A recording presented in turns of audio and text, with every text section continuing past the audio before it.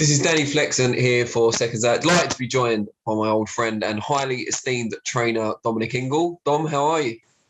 I'm good, thanks, Dan. Glad to hear it. Big week for your gym. Let's start with Kid Galahad. Obviously, Barry's main eventing in Sheffield on Saturday night against Kiko Martinez. First defence of the IBF featherweight title. Has he been looking in the gym, and what sort of threat do you feel Martinez poses?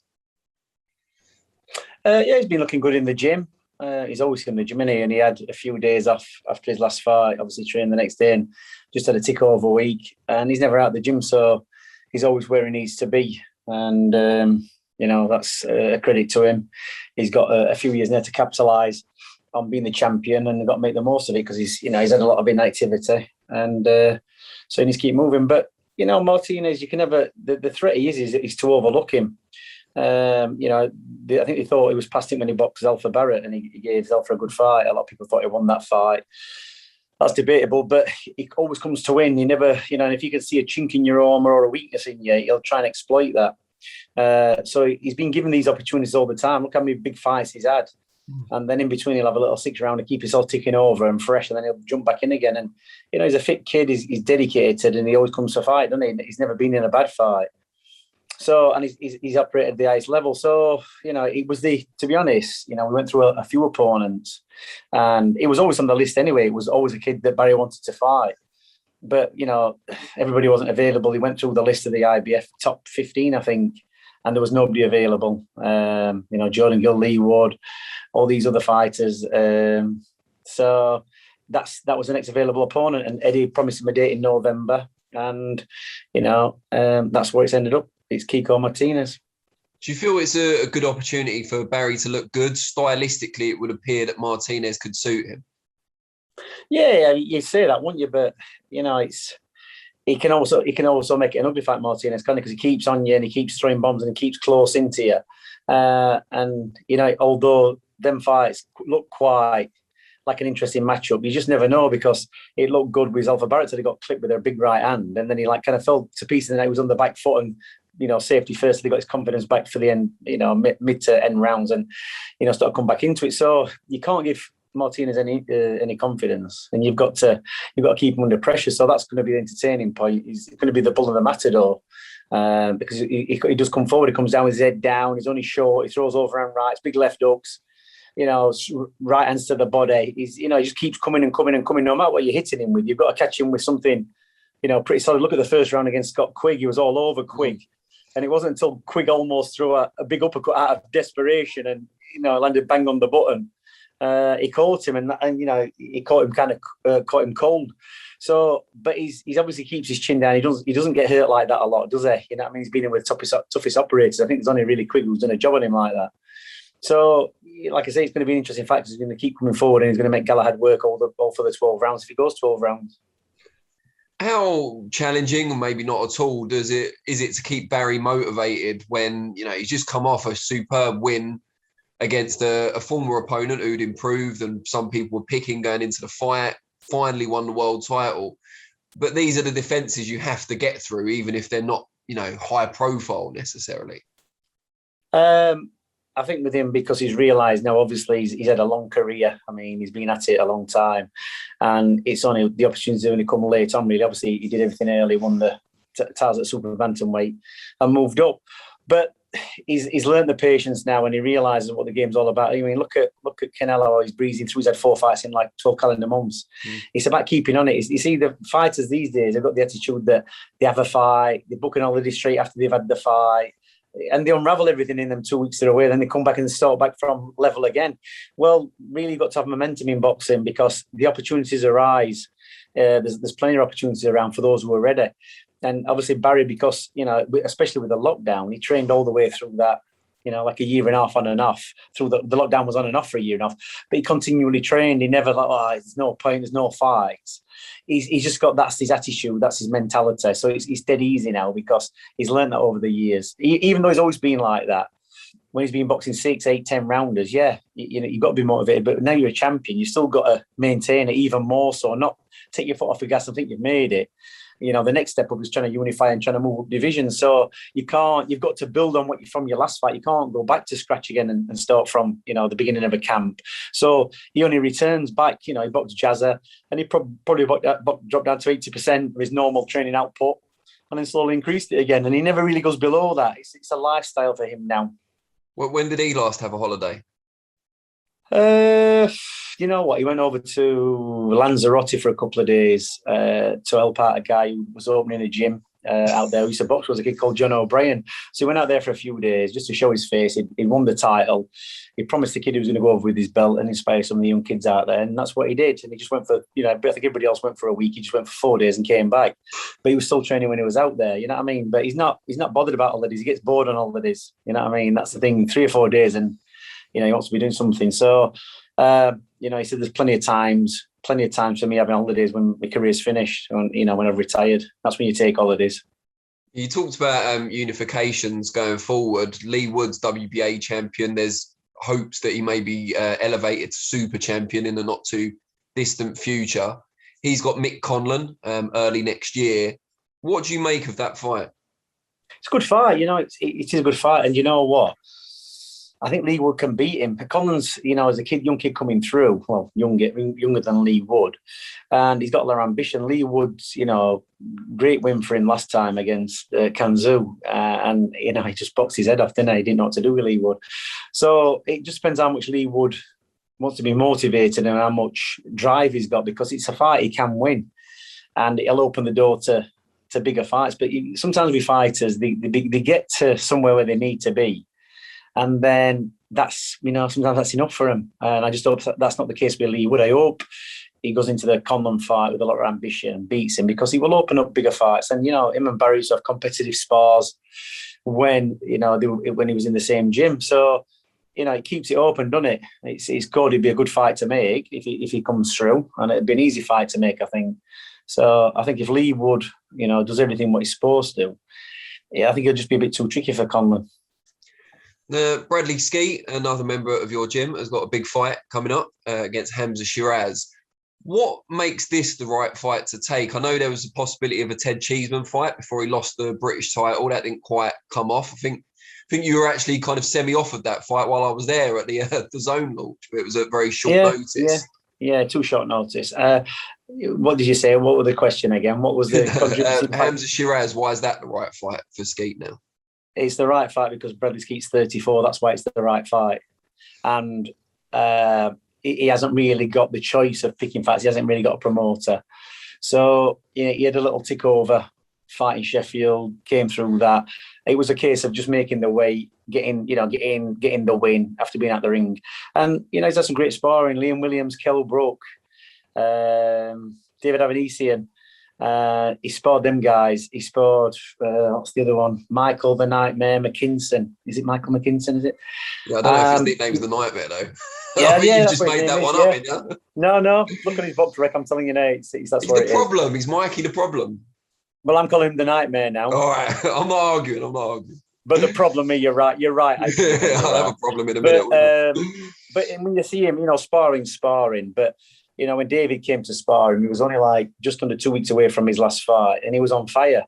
And he threw everything at Bradley Skeete. Do you know what I mean? And they did a good 8 rounds. And Bradley was good under pressure. So, he boxed his way through. He can still see he's got his reaction. He's still got his timing. He's still got the ring craft. And I think with Sheeraz, they're just thinking he's a young kid coming through. He's banging everybody out. He's long. He's awkward. And, it's a good name on his record if he can beat Bradley Skeete. He's got the youth and the power. Bradley's got the experience and the ring craft. That's the fight. So, I think everybody's thinking that Bradley's over the hill, and we'll not know until he gets into that fight, because from what I've been seeing from sparring, he's doing very well. He's been up in the gym, a long time now. He's been keeping fit. He's gone through the program. 11 stone suits him. Now he's a bit older, and he's giving a good account of himself when he's sparring. So that's what that's the only thing we can gauge it on. Hamzah Sheeraz, as you just alluded to, long, tall, awkward puncher as well. Seems like someone that would fit in quite well at your gym. Yeah, they would, but look, he's trained over in America, and it's like anything else, and boxing's changed so much in the last 10 years. How boxers train, how, who manages them, who trains them. There's every Tom, Dick and Harry is a trainer now. Every Tom, Dick and Harry is a strength and conditioning. Every Tom, Dick and Harry is a manager. It's all over the place. And, I see fighters coming through being trained by people and, I've never heard of. I've seen fighters coming through I've never heard of. It's all changed. So, it's all right saying it'd be suited to our gym. The thing to be suited to our gym is you've got to have the work ethic. It's, even though we've had high-level kids in our gym, it's not a gym for prima donnas. And, I don't come in and wrap fighters' hands and, pamper them in that way. They get told what they need to do, and they've got certain targets to meet, and, there's certain conditions about training. Everybody's got to get on. We've got a good group of kids and they all get on. So, he's doing all right at the minute. And, I had this conversation with Bradley years ago. We used to see him down at the Boxers' Writers Awards, and he was riding out at the time. And, he said to him, you want to come to our gym, do a couple of sessions. He got a great style. And he goes, I just wish I'd have come to your gym sooner. He goes, I got to a level I thought I'd made it when I was British and Commonwealth champion. And, I settled at home. It was great. He says, but you really can't be in boxing. You've got to have ambition. You've got to put yourself in awkward positions and uncomfortable situations to come out on top. That's what you've got to do. So he was in the comfort zone a little bit. And the only problem with being in the comfort zone is when somebody comes along and takes you out of that comfort zone in a fight, you're not used to it. You know what I mean? It's a bit like you listen to Cole Froch talking about when he boxed Groves. He said, because I sparred him a few times, because that fight, because I stayed at home, I ran on the treadmill, I didn't do my normal routine, because it was one of the hardest fights I've ever had. And then he went back to basics for the second one and obviously, beat George. So, there's lots of kids out there, be suited to the gym. But, I've got a good mix at the minute. I've got Liam Williams. He's got a fight coming up soon, hopefully. Got Bradley. We've got, Kell Brook's supposed to be fighting. He was supposed to fight this year, might be next year now. He's in the gym training. Obviously, we've got Kid Galahad leading it all on now. He's the champion. So, there's kids come and go. We've got a kid called Jake Petit, who's been out for a few years. He came up to the gym with Bradley Skeete. He was the main sparring partner for Kid Galahad against Chaz Dickens, little southpaw, good kid. And, he gave Barry some great rounds. And, he's going to have a fight. He's fighting this month, his first one back after a while. And hopefully he'll get himself back on track. So there's, some good kids coming through at the minute. You're recreating the iBox from 5 years ago. You have Johnny Garton up there next. Is that what it is? I don't know. It's the iBox the gym, is it? I know Jake Petit. He's got like the voice of a 40-year-old, hasn't he? Even though he looks about 15. Well, no. Well, when he first came to the gym, he looked about 50 because he was about 3 stone overweight. So, and he looked like something out of the Shires. That's what they used to joke about him. They used to call him, one of the, Frodo Baggins or Bilbo Baggins or whatever. Yeah. Yeah, so but he drops. He's shifted some good weight. He's done it since February, so he's done about 10 months in the gym, and the weight's dropped off him. And he's, like I say, he's sparred some good kids, he's had some good sparring. He's a good fighter, I think, and he's only young, so let's just see where he can go. I enjoy working with the kids who want to learn. Look, sometimes they might not be the top of the tree.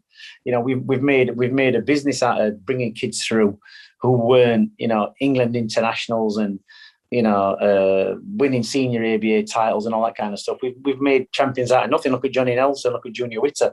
So, what I've realised is the kids, you see a little bit of something in them. If they've got ambition and they're dedicated and they listen, you can get them through to a good level. With that in mind, what's been the most common reason over the years that fighters have moved on from the gym when they have? Look, there's loads of people. Not everybody finds the magic, do they? Because look, you look at Cole Froch. He stuck with his trainer through. He lost 2 fights today. He lost to the Danish kid Kessler. Yeah, and he lost to but he beat Kessler, and then he got beat by the American guy. But he stuck with his trainer. He never made any excuses. They went back to the drawing board. He had a fantastic career, I think, Cole Froch. You look at other people, look at Amir Khan, every time he got beat, he changed trainers. Well, sometimes you've got to look at yourself. At the end of the day, the boxers are the boxers. And as a trainer, you've got to recognise what's good in them, what you think works. And, a lot of boxers are very OCD, they've got attention deficit disorder, they've got all these things, blooming egg. Some of them don't sleep. So you're not just training them, you're controlling the lifestyle as well. to make them tick properly. And, people think they can come to, well, like any gym, any successful gym. When we had Nazim Ahmed back in the 90s, we had queues of kids, we had hundreds of kids coming through, from all over the world, trying to find the magic. But, you can't just wave your wand and tap somebody and it's all fantastic. They've got to stick to the program. Our best kids are ones who adhere to the program from being an early age, doing the footwork, doing the lines, doing the blows, doing the technique, getting everything perfect. So, like I've had Robbie Davis, I've had other kids coming in, and they're coming to me at their end of their careers. And you can't wave, you can do your best you can do with them. But, you can't revive them if they haven't got it anymore. And that's happened with a lot of kids who come, they come to me for 2 or 3 fights at the end of the game. Look at Billy, when Billy came to me, Billy Joe Saunders, he had probably best 2 fights he's ever had. When he boxed Lemieux and boxed, he had a terrible fight the previous year in December. Yeah. A terrible fight. And I think he realised himself that he needs to pull his socks up. And he did. He trained hard. But it's difficult for fighters if they're not in the regime that we've got to stick to what we do. And Billy trained great for 25 weeks. He did for them 2 fights from start to finish. Came in a terrible state, got himself in fantastic shape, and really needed to build on from the Lemieux fight. And then it kind of had that big win, and it did nothing for a year. It didn't build on it. So you can see you can change people, you can help them, but they've got to take a lot on board themselves and change their ways. You know what I mean? It's like you can't. It's all great. I always say, as fighters, when they're winning, it's all down to them. When they're losing, it's all down to the trainer. And that's how it is. So, I've seen that quote so many times on my dad on social media now about, they use you, the children abuse you and all this kind of stuff. Yeah, it's a fight. That's what boxing is. Boxers get abused. Trainers get abused. Most people in boxing get abused. Even reporters get abused, don't they? Yeah, well, I can only speak for myself. So, yes, very much so. That's the game we're in. It's an horrible game sometimes, but, you got to look at the people in it. They're all fighters. The mentality of them, they're not they might be gentlemen, but at the end of the day, they're punching each other in to make money, aren't they? So, it's sometimes morals go out the window, but you can only do your best for kids. And, I train people a certain way. If they don't like it, they go. If they like it, they stay. And, you can never rest on your laurels, but you can just say, well, this is what we've done in the past. Obviously, my dad did 95% of it. I was just looking back the other day. It's like, I think my dad was my age, 54, when Naz became world champion. It's about the same for me with Barry, but I've had all them other fights, some other world title fights, the Johnny Nelsons, Junior Witters. I've had all that experience of being there, but not really the pressure being on me because Brendan did all the work. He was the main man. I was doing the stuff behind the scenes, learning the trade. The pressure was never on me. So I had a very, very good apprenticeship. And obviously it's coming to play now with fighters like Kelbrook and Kid Galahad. Did you know that that's what Brendan was doing while it was happening, that you were being kind of groomed to take over? Not really, because, even though it was that way, it wasn't that way. It was almost like, well, it's just, this is what we have to do. It's like, when we were kids, he'd drag us out of bed in the morning, and have us doing work, carrying bricks, doing something. He just won't let us lay around. But there was always some purpose to it. And at the time I hated it. And, the first week of the holidays, my friends would all come calling for me and he'd get them all a job. The second week, nobody would be there inside. So none of my friends would come calling for me. So I just we had to do stuff. So we always had that good work ethic. And I'm glad when I look back now, him getting me up at 5 o'clock in the morning to run with Errol Graham when he lived with us. I used to hate it. But, at school, I won everything, and it gives you that discipline not to lay in bed. It shows you that, the hard work you've got to put in just to get a bit of success is like, obviously, you have to put 10 times more in than most people think. So that's the good thing. If you can get that work ethic and then realize, and that's where Galahad's got it from. When he came to the gym, he was coming in at the time when Junior Witter was world champion. He was watching everybody, came and he was very observant, watched everybody. Did his training while he was doing his footwork. He was looking at what Johnny Nelson was doing, who was just finishing his career, looking at what Junior Witter was doing, looking at all the other fighters coming through, the Isham Pickerings, all the kids who we'd had over the years, just observing them and thinking, right, I've seen Nazim Ahmed on telly, he's not here no more. I've got to learn from all these. So if he saw Johnny Nelson in the ring, he'd jump in and spar with Johnny Nelson. He'd jump in and spar with Junior Witter, no matter what, just to learn, because he knew they weren't going to be around for a long time. And it was only body sparring, but the tricks that you learn in body sparring You know, that's where Barry's got all his ring craft from, sparring with those guys. And picking out the hardest kid in the gym to spar with, the most difficult. He'd always go for the most difficult, sparring type. And that's how you learn. So getting back to fighters again, you know, you can't, a fighter can't come to the gym and expect you to do the work for them. They've got to do the work. You know what I mean? They're the boxers. I'm the trainer. I know how to get people fit, how to get them, you know, through fights, look at the game plans. But, you know, they've got to listen. And sometimes when you're getting hit with shots, and you don't think it's going that way, you know, you've got to stick to it. You've got to stick to the plan. And 8 times out of 10, it pays off. So, you know. Now you mentioned a fight coming up for Liam Williams. I think you said hopefully. Sources tell me that the Chris Eubank Jr. fight is on for December. I hope that's right. Otherwise, I've got a wasted trip to London on Thursday when they announce it. But whether it is or it isn't, what do you make of Eubank Jr. and a potential fight, we'll say, with Liam Williams? Yeah, listen, he's been around a long time, Eubank, and it's like he's always going to have been in that unfortunate position of being the son of Chris Eubank, and people are always going to measure him against Chris Eubank, and he's not 50% of what Chris Eubank is he? Can you sympathise with that, though? Because while you're not a pro fighter, people do compare you to your dad. You know what? The thing is, when people compare me to my dad, I say, yeah, my dad was a 10 times better trainer than I was. Do you know what I mean? Because that's the way it was. He did it all. I will never turn around and say that, yeah, you know, I'm an improvement and I've done this and I've done that. I did a good apprenticeship from being a young age. I was born into boxing. And you see the fighters who never made it, like Errol Graham was a fantastic fighter and should have made it. You know, 10 times better than Johnny Nelson, who did make it. So you have to ask yourself why. And it's down to how they listen, how they carry themselves, how much they believe in what they've got, you know, how much fear they've got in them, how much they want to achieve. There's lots of factors. So, you know, it's no good thinking that you know it all as a trainer or even as a boxer. You're always learning. Once you think you've learned, you know it all, you stop learning, then you're done. So I think with Chris Eubank, if he'd have been any other fighter without that name, he would have probably got a lot more kudos or recognition or whatever, because he'd have just been compared to the fights that he was winning. And, you know, there's not really any great standout fights. When I watch him, I think he's very, very basic. A basic fighter. He can punch if you stand in front of him. He's quite quick. He's got a good engine. I don't think he's got a fantastic boxing brain. And another one who's had loads and loads of trainers. I don't think Roy Jones is a perfect trainer for him because, you know, Roy Jones was a fantastic boxer, as I think he's got to be yet to be proved as a trainer, hasn't he?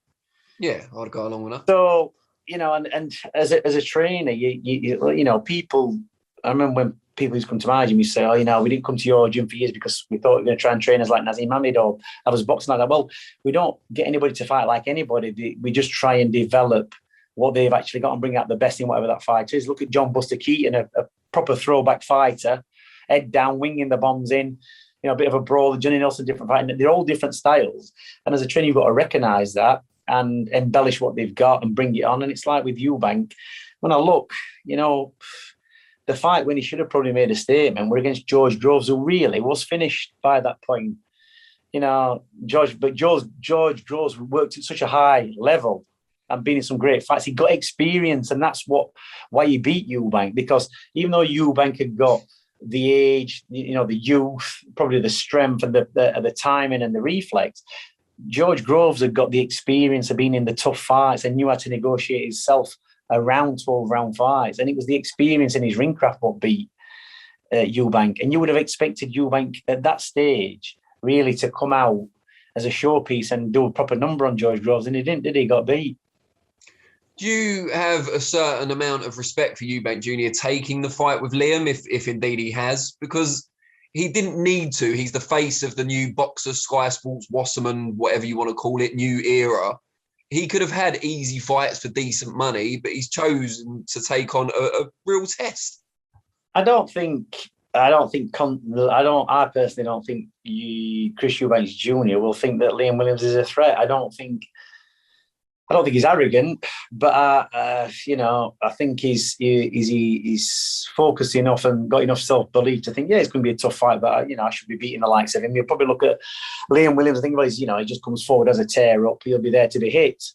And on Liam Williams on a bad night, yeah, that's what he does. Like I say, he boxed Andrade, who probably was one of the most skillful fighters he's ever come up against. You know, that Eubanks is not one of them, and he was a southpaw, which made it very, very difficult.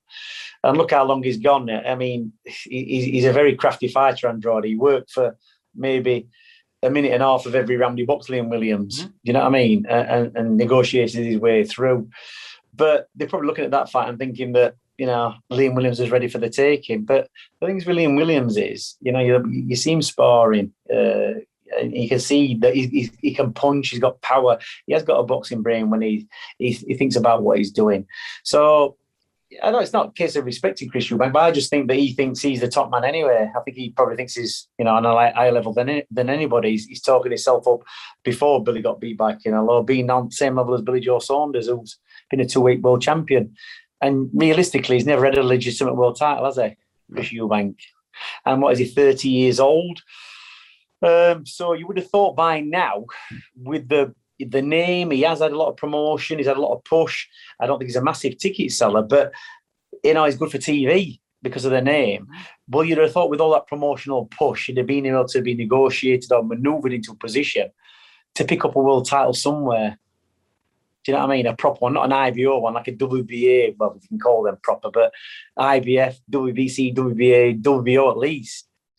You know, something what's got, you know, what would you say the order of credibility is for world title belts? Well, I'd say there's the big four, then the rest, but then out of those, but who would you put in order of the big four? I suppose WBC is the one fighters seem to cherish the most, you know, the historic green belt, even though WBA was first. Yeah. So many things have happened since to damage their credibility, I guess. But maybe WBC, then IBF, then WBA. Or was the WBA first? Was the WBA first? Yeah, they were the first kind of the four created, yeah. Right. So, like I say, with him, with all the push he's had, so you have to ask yourself, well, why hasn't he like had big title fights? Realistically, what would you say his biggest fight's been? What fight did he have? What really impressed you? He impressed me against Billy Joe Saunders, given the stage they were both at the time. But since then, yeah, I mean, maybe Arthur Abraham, probably his best performance. But he was past it, wasn't he? Yeah, I'm not saying it's a great win, but that was probably his best performance if you had to pick one. I think when he boxed Billy Joe Saunders, I mean, I spoke to Billy about that fight. And he says I wasn't even fit because I crashed weight off. He goes, I was good for 6 rounds. He goes, I got 6 rounds in front of him because then I black rest. He says, and he didn't know what to do with me because Billy's crafty. And, you know, if you look at that fight, I think for the first 3 or 4 rounds, his father got in the ring, posturing and prancing around, not really giving him any advice. When Ronnie Davis in the corner, who actually brought Eubank Jr. through, was getting pushed to the background. Then I think halfway through the fight, he changed over. But, you know, anybody could, with half an idea, could see what Billy was doing and would have told Eubank what to do, really, to jump on him, pressure him and make him gas, because Billy wasn't the best at that stage, you know, with fights. He's a talented fighter who relied on his ability rather than his fitness. So, you know, I could see that fight, you know, when it was unfolding. I just thought, yeah, Billy's doing a job on him. He's kidding and conning him, and Eubank don't really know. And don't forget, we've had Tyan Booth fight Chris Eubank, and Tyan Booth wasn't even fit at the time.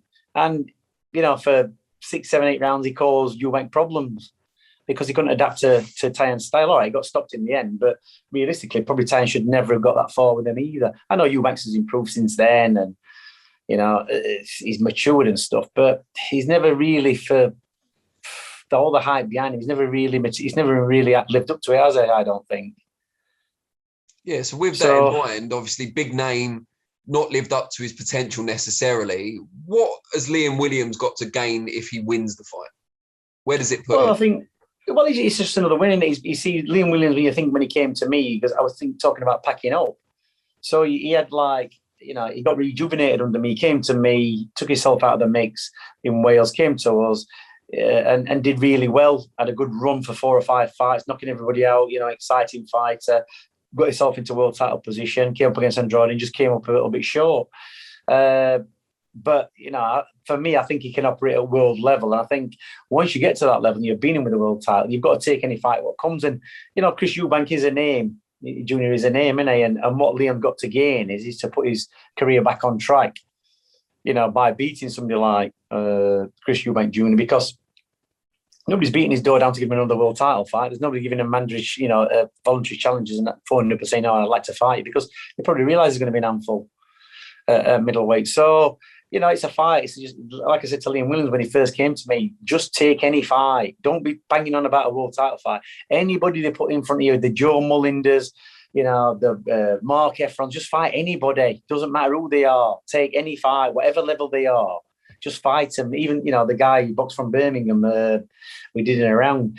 Just, it's not a motivating fights for Liam Williams, but it's just going through the process of a training camp, making the weight, having the fight. He had a good run, he earned some good money, and it put him in position. He got dropped, I think, heavy in the second round against Andrade. He still finished on his feet and coming on strong. And every time he half-clipped Andrade, he had him in trouble. He just couldn't get that extra half a step into to land the 3 or 4 shots. He just knew enough Andrade to keep himself out of problems. The one round, and it was a legitimate knockdown, but they didn't rule it that way. But it's just keeping him motivated and keeping him fighting because he just wants to fight. So it don't matter who, he'll fight anybody. Liam Williams, he's not don't matter who they are. So it's a good fight because they've got a bit of needle going on. And I think people want to see somebody give Eubank a good going over. You know what I mean? That's what they want. They love to. He's like the pantomime villain, isn't he? Well, it's a bit like Naz among some people. Yeah, you're saying Naz. That's the obviously thing. Obviously not the quality, but the fact that people wanted to see him lose. Yeah, I'd love to hear, and that's what I'm saying. Boxing's entertainment, and somebody's got to be the bad guy.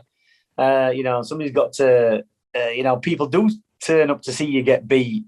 And, if you disappoint, they'll come and see you again to try and get beat. But it's all about putting bums on seats, isn't it? That's the thing. He's had, look how many promoters he's had, look how many trainers he's had. He's been all over the place, hasn't he? So, we'll see. Let's just see what happens. We've agreed that Roy Jones Jr. is unproven as yet as a trainer. What did you make of him as a fighter? Were you a big fan? Oh, fantastic fighter.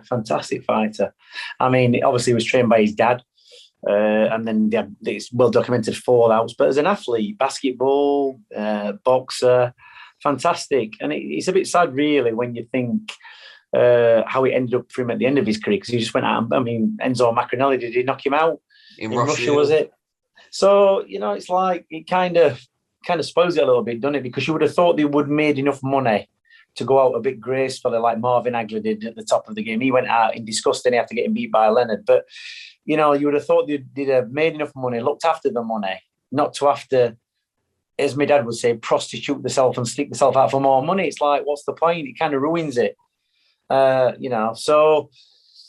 Fantastic fighter. And I'm not saying he's not a good trainer. I'm just saying he hasn't trained. I don't think he's trained anybody apart from Chris Eubank. So, he might turn Chris Eubank into some kind of, fantastic fighter. But I just think that he fights a certain way, Chris Eubank, and no matter what trainer he has, it's no good teaching Roy Jones tricks to blooming Chris Eubank, just like it's not been no good coming to our gym and us trying to get to fight like Naz or anybody else. He's got to look what he's the best at and, work on that. That's what you've got to do. It's no good. And I think sometimes I do think that's what fighters do, that they try and put their kind of style across because it worked for them, because what else would they teach? You see Mayweather when he did a little bit, you saw Mayweather training people, doing a bit of training with people. He was doing the same thing. He was showing what he was being taught. So, as a trainer, you've got to be able to adapt to different styles and realise that, not all fighters can fight like you think. And, I box as an amateur, I didn't box as a pro. So I never had like a kind of style that I need to teach people. Fighters have got to learn the basics. And a lot of fighters these days don't know the basics, the lefts and the rights and the, uppercuts and hooks. It's like they don't know the basic footwork or movement, getting into position to throw shots. And that's what it is. It's learning the basics very, very good. So in that way, is it perhaps an advantage then to be a trainer who was never a pro boxer? I don't know. People always talk about the flip side, don't they? That, you've been there, you've done it, you can empathise and stuff. But then from your point of view, you haven't got an ingrained style, so you can adapt more perhaps? No, yeah, you might be right. But if you take my dad out of the equation, then he probably won't be no good, would it? Because I had to learn off somebody else, didn't I? And because he did teach different styles, but thing is with Nazim Ahmed, people just come to them and say, I want to box like Nazim Ahmed. Well, they think we taught Naz to fight like he did at the end of his career. He didn't. When Naz went to box, everything was basic and straight, straight shots, the technical amateur style. And then he developed his style from that. So, you could say that, but I've had a different influence, and I've had an influence from somebody who was a great trainer. And I had to absorb all that and be explained to and lived it all. And I saw fighters as well. I lived with fighters, great fighters like Errol Graham, and you're in the gym every day watching them. And it's all going in subliminally. You see different types of how they are when they get hit with a hard shot, or how motivated or the will to win they've got. Even Dave Allen's dad, Dave Allen, the heavyweight, his dad used to box. He was a little hard man, he was. So you see all these different types of fighters coming in the gym, and they don't box the same way. They box all different ways. And, we had a kid years ago, you remember him, Chris Saunders from Barnes, fantastic fighter. The first time, a lot of people won't have seen the fight when he beat Kevin Lucien the first time. He flattened him. He could punch. He could fight for fun. But there's had so many different styles over the years. You've got an idea. You've got such a pool to draw from when you're training kids, because you can see we haven't just got this typical style of fighter. I mean, people say that Joe Gallagher trains. I mean, we call it Manchester style, go forward, head down, like Anthony Crolla going into it, and all the fighters fight that way. But, whether that's right or wrong, I don't know. But, they talk about the Ingle style. Well, the Ingle style is just an awkward style that you learn everything the proper way. Then you kind of throw it out the window and be able to do it back to front, side to side, in reverse, whatever. And you can operate in different styles from different stances, and get and good footwork. So, I think I've just been lucky because I had such a wealth of experience growing up. So, although I boxed amateur, what it taught me is that I didn't want to be a boxer. I think it wasn't for me. I didn't see it as being my lifestyle, or I wanted to be a world champion. I wanted to beat everybody up. I enjoyed fighting when I was at school and when I was in boxing, but as a career, it wasn't really something that, you would put everything in one basket for, because there were so many talented kids. When I look at the kids who came through in front of me, there were so many better kids than me. So, you find your role, don't you? Indeed. Now, I want to talk to you about a couple of topics unrelated to your gym directly, before we round off. Last week on social media, some pictures emerged of Scott Fitzgerald, former British champion, seemingly not in a good way at the moment. Not for the first time in his career, but potentially having hit rock bottom now. How do you kind of assess that situation? What can the wider boxing community do to help? It depends what context it's in, doesn't it, really? Who knows what context it is? That's the thing, innit? And look, it's not going to be the first time that fighters have, found themselves in that position. It's like Scott Harrison. Look at the trouble he had in Spain getting locked up. Who else have we got? There's hundreds, isn't there? There's hundreds of kids who've been in that position who dragged themselves out of them kind of positions. I remember Lennox Lewis fighting Oliver McCall, and him crying halfway through, and somebody's, the rumour where he'd been dragged out of a crack house 8 weeks before that fight, to fight. There's all these, there's fighters of that type, aren't they? They're all or nothing. They're high risk takers. They do everything to excess. Look at Ricky, well documented his career with alcohol and going out and partying after fights and stuff like that. It's like, it's in boxers, but boxing kind of keeps you on track to a certain point. But when you take boxing away, all the bad stuff comes out, doesn't it? All the devils sort to appear. And I've had Scott down at the gym sparring Liam Williams. What a good fighter. And he came down to spar Liam before he boxed Anthony Fowler. And you would have thought we had Anthony Fowler in the gym a few months before sparring Liam and him as well, Scott. And you would have thought, I think he's just a bit more disciplined, Anthony Fowler. He might just come out on top. But Scott Fitzgerald surprised everybody, didn't he? And, that thing for him was such a big win. It probably actually, I remember Kid Galahad saying to me, that'll be him done there. He's beat Fowler, who beat him in the amateurs. He's done a job on him. He's going to be like riding the crest of success. And really, you've got to, when you step out of that ring, you've got to after a week, you've got to put it all back in a box and get back to the grind again. You can't live on what you've done last week in boxing.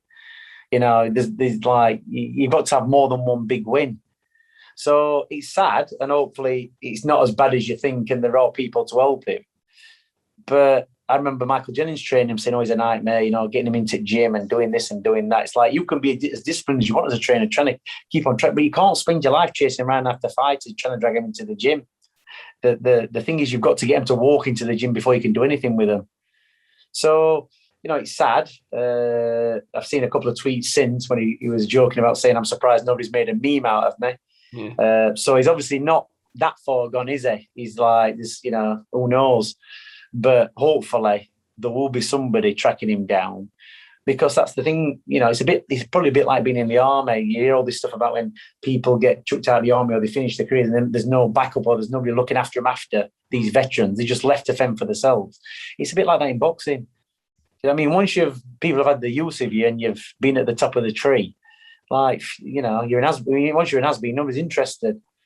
So, you know, there should be something in place, but it's expensive, it costs money, and there's a lot of it going about. So it's very difficult, isn't it? You just need the people who are around you when you're making the success.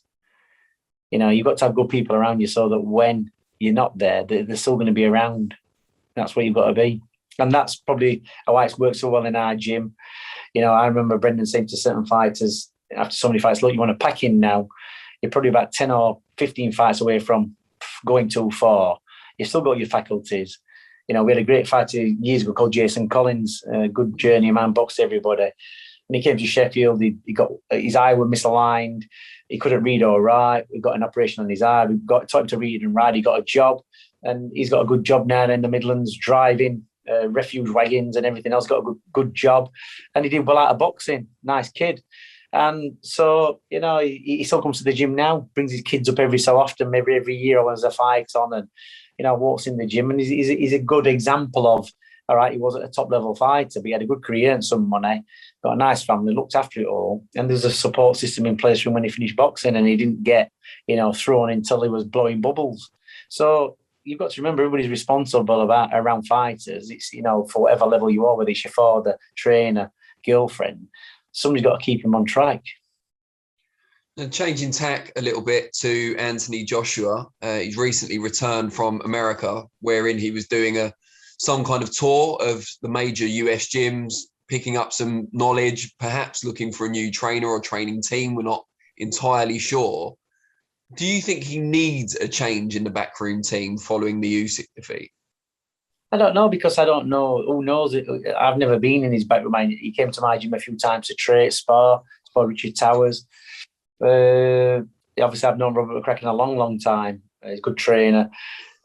It's difficult because I can see it from both sides. You see, I remember when Naz was coming through, and once the media and the success got hold of him, everything became hard work. The entourage, getting him to the gym, the attitude, you know.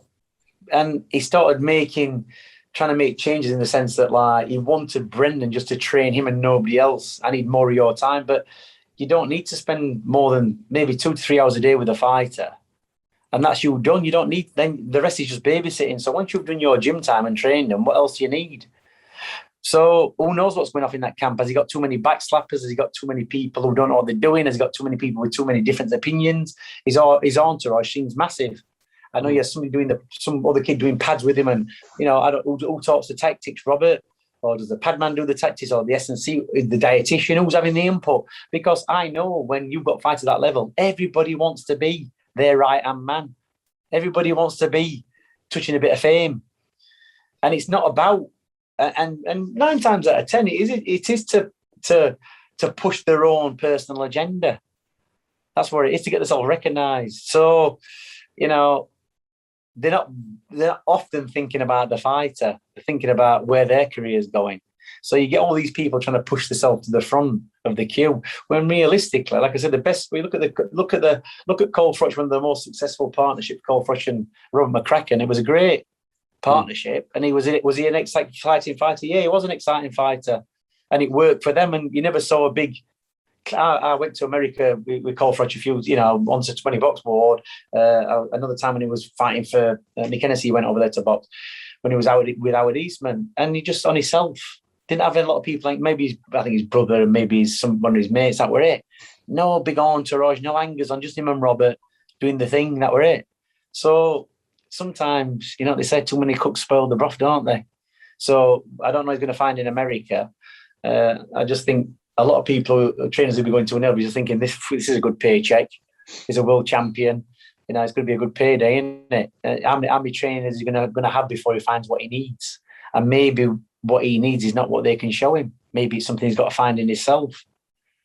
Who knows? What would be your reaction if you had a big name star in your gym who asked if he could bring in a couple of assistant trainers of his own, or a pad man of his own, or something of that nature?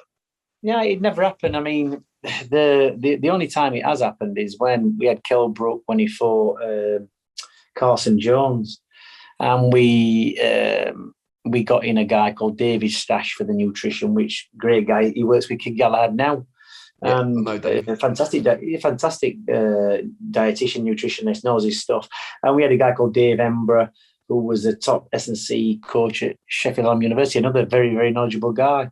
And, I'm not an expert in diet and nutrition. I'm not an expert in S&C. So it wasn't really stepping on my toes. And you're only going to learn off these people. And we had some good camps and we learned a lot. And they've set up their own, Sheffield University, they've got their own boxing program, sports science, whatever it is, boxing science. It's good. And it does play its part. But as far as boxing is concerned, it's like, no, we can't have pad men or trainers coming in and telling me what to do, can I? Because, regardless, if there were these people, I've had famous trainers in my gym, and I've been around a lot of famous trainers. I've met Eddie Fuch, I've met Angelo Dundee. Angelo Dundee wasn't a physical hands-on trainer. He was more of an advisor, pushing you in the direction, getting the sparring partners in, telling you what to do, hitting on the bag. When did you ever see Angelo Dundee or Eddie Fuch taking people on pads? Yeah, very rarely. Probably never. Probably didn't even do pad work. I can't even remember seeing clips of Ahmad Ali doing pad work. But what I'm saying to you, so it's like, if people want to come in and do a bit of a showcase, it's like when I see people mimicking the Floyd Mayweather pad style, pad men doing it, it's a bit embarrassing because you're not developing your own style. Why are you copying somebody else? It's not even a blooming good pack. It's just a showcase piece that's to show memory and timing. That's it. But it's not applicable in a fight, is it? And it's not. And you see people doing it but it's not applicable. You don't even see Mayweather doing it, do you? It's just reflex and tip tapping. It's a showcase. And when I went to Mayweather's gym, when Kel Brook boxed Sean Porter, we were in Vegas, and we went, and kids can do that, girls can do it, amateurs can do it, everybody can do it because that's what they teach. You pay Roger Mayweather $20, and he'll take you on the pads. So everybody learns that little thing. We used to have one in our gym called the 78 shot, what Brendan used to do. It's 78 shots in a minute or whatever it is. And I never used to do it, but Junior Witter could do it and Johnny Nelson do it. It's just a memory thing of a certain set of combinations together, and it's quite long. And I remember one time, actually, Junior Witter did it in a fight on an opponent. It wasn't particularly very good, and hit him with a 78 shot, just so he could. But it's not something that you do in a fight, because all you need in a fight is a jab, straight right and left up right, undercut. It's basic stuff, timing, all this fancy stuff, it's great showboating, like Leonard did, winding the bolo shots up and hit him off the backhand. It's great. In fact, it was fantastic. Nazim Ahmed shaking his fist and hitting people. It's good, but it doesn't alter the fact they were still throwing straight jabs and power shots and right hands, all that kind of stuff. So it would never be, nobody'd ever, I wouldn't have a fighter in my gym who wanted to bring anybody else in. I wouldn't, because you can't have two people, you've got to be on the same page. Even when I was under the guidance of my dad, there were sometimes I thought, well, maybe that's not right, but who am I to say? But I'd have it in the back of my mind and think, well, I'll make a note. If it's not right, I'll just make a note of myself and adjust for next time. But I want to be like, I think you're wrong, because, he knows so much more than me. So you learn, don't you? So I was never going to be in conflict or, there'd been never any attrition, because, I was being guided by that way. But sometimes to be heard in that group of people, if everybody's saying the same thing, then you're not really standing out. So some people automatically just say something different to be heard. I've seen it happen so many times. So you know, the 78 shot aside, how does AJ go about beating Usyk in the rematch? Well, he's got, the thing is, however, I don't know why. Look, what's AJ's strength? Power, going forward. He's not the best of boxers. And when he boxed Ruiz, he had to box that way because he had to keep out of the way. And when he boxed Ruiz the first time, look at the build-up to that fight. Everything was going wrong. He had opponent changes. He was into Miami. He was all over America. He was supposed to be fighting. Who was he supposed to be fighting? The guy who fight the test. Yeah. So maybe he had one or two change of opponents. He probably looked at Ruiz and thought, he's not going to be a problem, this kid. And probably underestimated him. There were rumours about him getting knocked out in sparring, having concussion, all these things. And when I watched that fight, the first fight, apart from when he got tagged, he was like, even when he was getting wobbled, he was then boxing his way back and boxing quite well. But every time he got hit, he just seemed to unravel. And there was obviously a problem there, definitely. And I think even he knew. And when he stood in the corner and kind of didn't come out, he did that himself because he probably realised there's a rematch clause and thought, I've got another chance at this. I'm not right because every time I get it, I just can't get myself back on track. There was something not right with him. But the second fight was a completely different fight. He could have still boxed the same way he did in the first fight, in the second fight. But he chose to box cautiously because he'd been hurt. And it wasn't that the way he fought Andy Ruiz the first time was wrong. It wasn't wrong. But he just got tangled up in too many exchanges. If he kept it straight, clipped him, stood by, kept it straight, clipped him, and just had little short exchanges. But it was like when AJ actually threw too many shots and he was like kind of throwing the last shot when he got tagged himself. We really just need to keep it dead basic. And he could have still gone forward and been aggressive with Ruiz in the second one, but kind of thought, well, I've been exposed here. He knows he can hurt me. I know he can hurt me, so I'm going to have to completely keep out of the way. It was the right thing to do, but maybe it was the wrong thing to do because it's not the way Joshua boxes. And if it had been me, I'd have said, yeah, be a bit more cautious. Don't be falling into shots. He's not easy, this kid. Just hit him with ones and twos, step back a little bit. Don't be giving too much more. Just keep slightly out of distance. Because AJ had him down, didn't he? He had him. It's like when a football team scores, it's the most dangerous time for the other team to get a goal themselves. It's the same with boxing. When you knock somebody down, how many times have you seen it happen? Somebody gets knocked down, they go steaming, they're going to get clipped themselves. Yeah. And that's the most dangerous time. So when you've had somebody else, he had him on the floor, and then he walked into one of Ruiz's shots, didn't he? We really should have thought, right, be cautious here. Just take me time. I'll set him up again. But he was too eager to try and finish it. And sometimes you've got to be patient in boxing, whether that's because he had, he underestimated him or thought it should be an easier fight than it was. You can never go into a fight at any level, no matter who the opponent is, and never think it's going to be an easy fight. Because if you think it's easy, the moment it comes slightly hard, it's a lot harder than you thought. And if you go with the attitude, this fight's going to be the hardest fight in my life, everything's on the line, I can't lose this, it's going to be tough, then at least your expectancy level is what it's going to be. And you get away a good shot, you think, I should have been hit with that shot. Yeah, I've just warmed up a bit. Not, I didn't expect that. You've got to be prepared. And mentally prepared is thinking it's going to be harder than it is, not easier than it is. That's how you have to mentally prepare yourself. So, as far as Joshua's concerned, how do you beat Usyk? Well, he's got to spore a lot of southpaw kids. He's got to sport clever southpaw because he's got to learn how to negate southpaws, what to do with them. Because being southpaws, it is an awkward style. You're really having to throw everything backwards when you're fighting, and it's a bit difficult.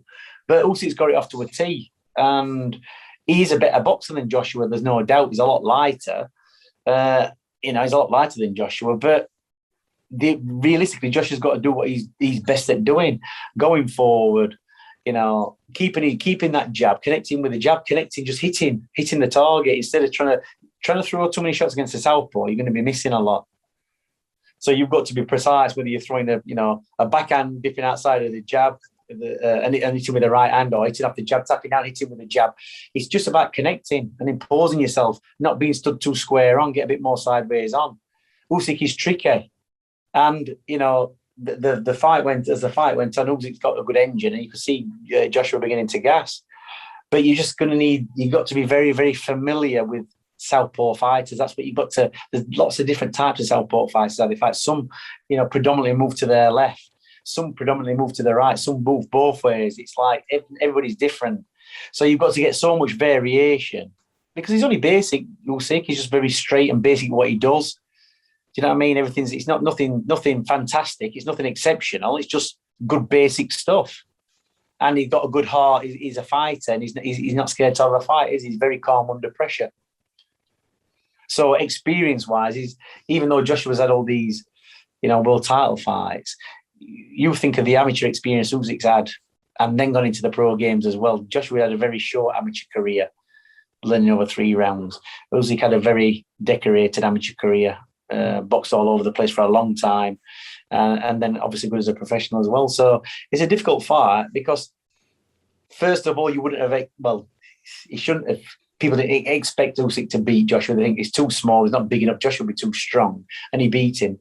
So realistically, you don't give Anthony Joshua much hope in the rematch, do you? Because Usyk's kind of got his number, hasn't he? So the only thing Joshua can do next is actually come out and try and pressure him and jump on him. And if that don't work after 5 or 6 rounds, what's plan B? Tell me. So it's not a job. Listen, it's not a job. It's not a job I'd want to take on because the trick is he's not to get, Cole Frutch never screamed for a rematch with Andre Ward, did he? No. Because Andre Ward was always going to be a fighter. No disrespect to Cole Frutch. He's a very, very good thinking fighter. And this is look at him. Who was it? Kovalev, was it? Who boxed? Kovalev. Oh, Ward boxed, yeah. Yeah, and you look at Russian fighters. Russian fighters seem to have this technique where they come out for the first 4 or 5 rounds and pile everything on. Golovkin did it. Kovalev did it. He sent to that. Bivol does it. He must be there where they get the first 5 rounds in, power you out, and then kind of ease off as he goes on.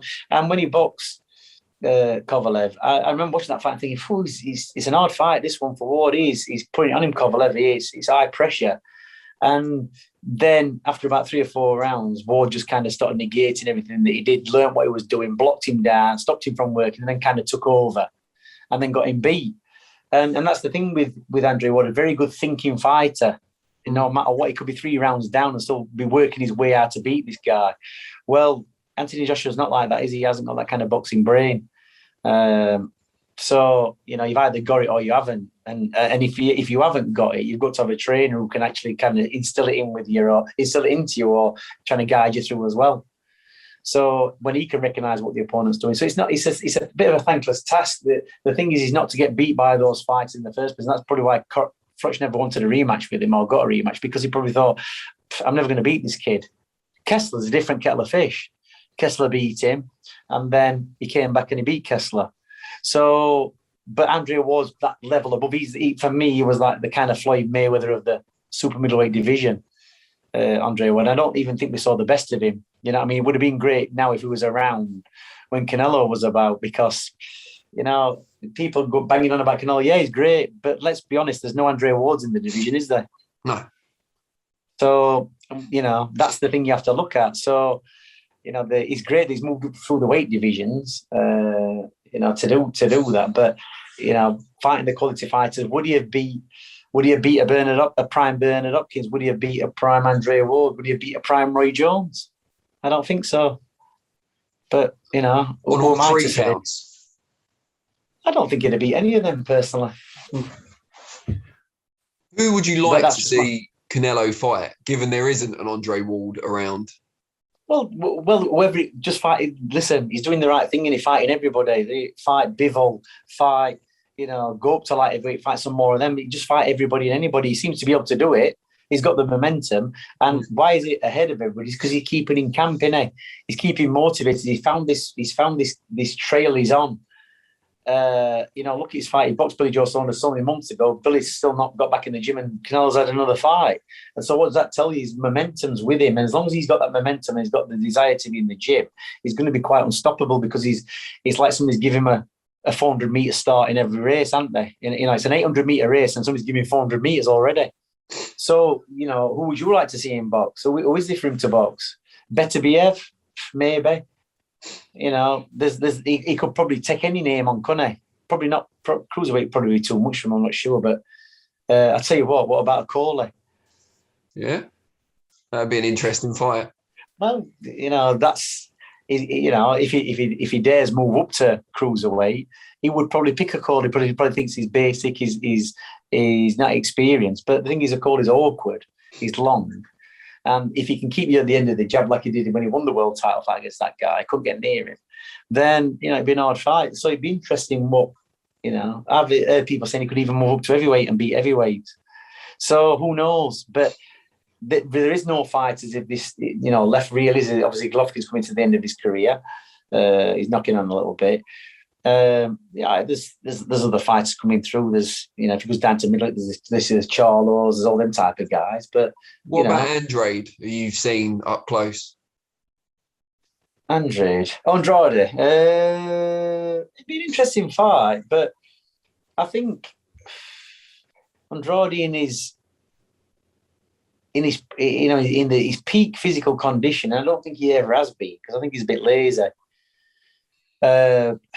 Could give him problems because, Billy didn't give him problems, but maybe this is Canelo's thing there. He waits 7 or 8 rounds, lets you do your thing, lets you wear yourself out, just keeps hitting you, slowing you down, hitting with your body shots. And then he keeps at a certain steady level where you're actually boxing your best game. Then he pressures you for the next 4 rounds. That's when he tends to put the pressure on after about 7 or 8, doesn't he? He's kind of like, even with Khan, it's like you might think that you had some success with him. You might think, well, I got through 6 rounds. When I look back, look at Ryan Rose getting through 11 and a half rounds with him. Look at Matthew Hatton getting through 12 rounds. I know people say it was a long time ago, and Canelo's developed a lot more. Yeah, he has developed, but it's like he's found a way now to like give you so many rounds. Or just, I even heard somebody say that they thought Plant were winning after 8 rounds. Yeah, Richie Woodall said that on commentary.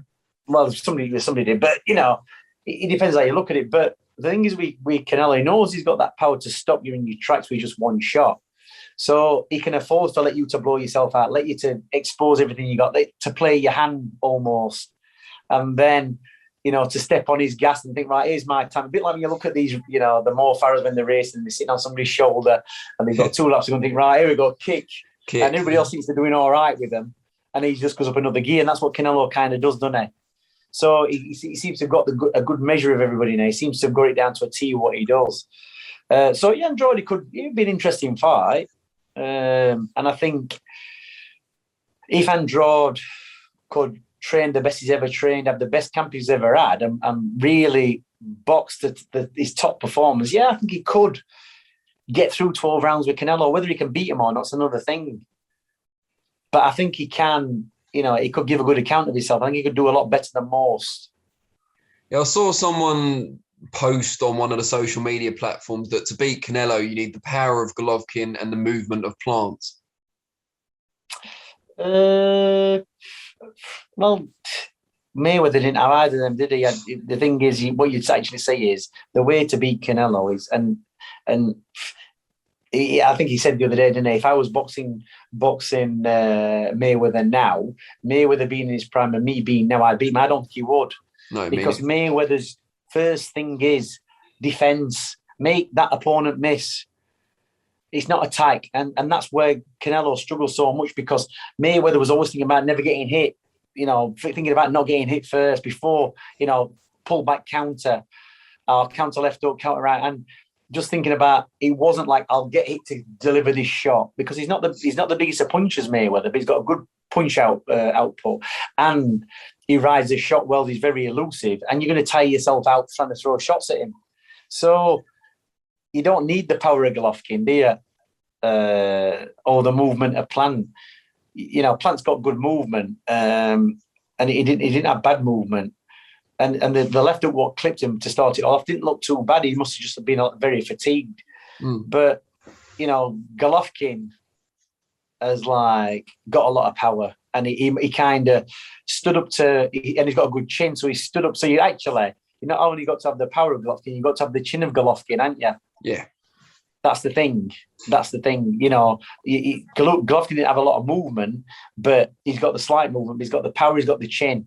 So Mayweather, the thing is, anybody who can be close to Mayweather's style, will beat Canelo, but there's nobody around like that. And like I said, I don't think 10 times out of 10, I think Mayweather would always beat Canelo because he's just got that ability.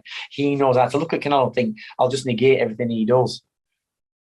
So he might have said he was too young, but when you think about it, Mayweather was coming to the end of his career when he boxed Canelo. He might have been 2 years away from the end of it. I can't remember exactly. And Canelo he probably had 30 professional fights by then.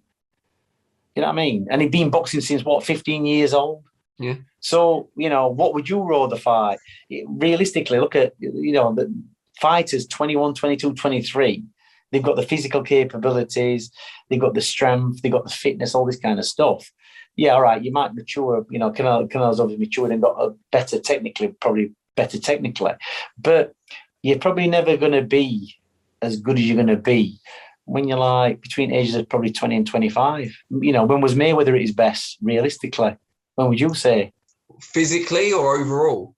Just if you were watching him as a fighter, at what age would you want to? What do you prefer to watch him at? Oh, when he was younger, when he was more exciting in the lighter weights, but that doesn't mean he was a better fighter necessarily. As he got older, more intelligent. Well, yeah, but when you become older and more intelligent, you become more energy efficient. You know how to not waste as many shots and then you pick your opponents. There's lots of ways. But if you're talking about boxing, would the Mayweather of his super feather days, be better than the Mayweather of the 10 stone and 10 the welterweight days? Do you know what I mean? Who would beat who? I think the Mayweather of the older Mayweather would beat him. He'd be able to negate the athletic advantages of the younger one. Yeah, probably. But he's got the same brain, hasn't he? But what I'm saying to you would be Canelo being, young and fresh, and probably thought at the time, because time is everything in boxing, and it is. You look at Barrera's record. He beat Nazim Mambi, but he lost to Amir Khan. And people who don't know boxing think, blooming heck, Amir Khan beat him. He must have been better than Naz. But it's like with Canelo that, he probably thought, and the people around him probably thought, you know what, we're at this time now where we're ready to take on the big step and Mayweather's on the slide. And they probably didn't get the timing right. Maybe a year later, they would have got him. Yeah. But when you've got people telling you, like, you don't, for all the experts, even Canelo, boxing brain or his trainer or whatever, the only person probably be able to make that choice would be somebody in Mayweather's camp saying, you know what, yeah, you're ready, you want to get him now because he's on the slide. You need somebody who's close to Mayweather, not what you're seeing, because what you're watching, when you're watching Mayweather, what he's doing, well, what you see him doing on TV is probably not what he's doing in the background. He's not showing everything what he's doing. No, it's just what he's letting you see. Exactly, and that's the thing, isn't that? And you can get so, he's ready, and even in fights, I've seen, there's fights when people are holding back and pulling back and not giving the full commitment. That's what they said about Usyk against, was it Chisora? Oh, sorry. Oh no, I thought you meant Joshua, but yeah, Chisora. Yeah, and he said he was just taking, made it an hard fight, but like. Did he take it steady just to get the Joshua fight or give him a false sense of security? Who knows? Maybe he did. Maybe he's that good a fighter, he can do that. Does it happen? Of course it happens. Of course it happens. Sorry, Dan. No, got someone trying to call me then. So, yeah, it's... you have to look at it. It's thrown me a bit, that. You have to look at it from that point. So, realistically, the judgment was they thought they were ready on what they were seeing or what they were hearing, and they just got the timing wrong. And like I said, a bit later, and I can't remember, I mean, it's a few years back now, how many more fights did Mayweather have after that, After Canelo? 4, maybe? Yeah, you know what I mean? And they weren't anything fantastic, were they? No. So, they probably just got the timing. They probably got the timing slightly wrong. And Mayweather probably said, it's either going to be now or never. So they probably thought, well, we'll take his chance. And it's only benefited him. There's no, but where he's got to, he's kind of wiped that out now, getting beat by Mayweather. But it just shows you how good Mayweather was. Because Mayweather said, yeah, well, he might be unified, he might be all these weeks, but I beat him. And I weren't in my prime. So there's arguments for it, But like I say, you can't take anything away from Canelo. He is capitalising on how the situation in boxing is at the minute. He's got a lot of momentum. He's got a lot of money behind him. He can afford to throw money at people to take fights, and they're going to take it because they're getting paid $6, $8, $10 million if they're a big enough draw, and it's good money. So he's the draw. People are watching him, paying to watch him fight. So he's capitalising on everything, isn't he? Yeah, you can't blame him. Dom, it's been a pleasure. I've kept you for well over an hour, so I really appreciate it. And good luck with Barry, obviously on Saturday night. And if the big fight for Liam Williams is announced on Thursday, as we hope, let me know, won't you? Yeah, let me know. Yeah, give me if you get called to the press conference, give me let me know what's going on. I'll WhatsApp you. Yeah. All right, mate. Really appreciate it. No problem. Take care. Speak soon. Yeah, Dan, thanks. Bye. Bye-bye.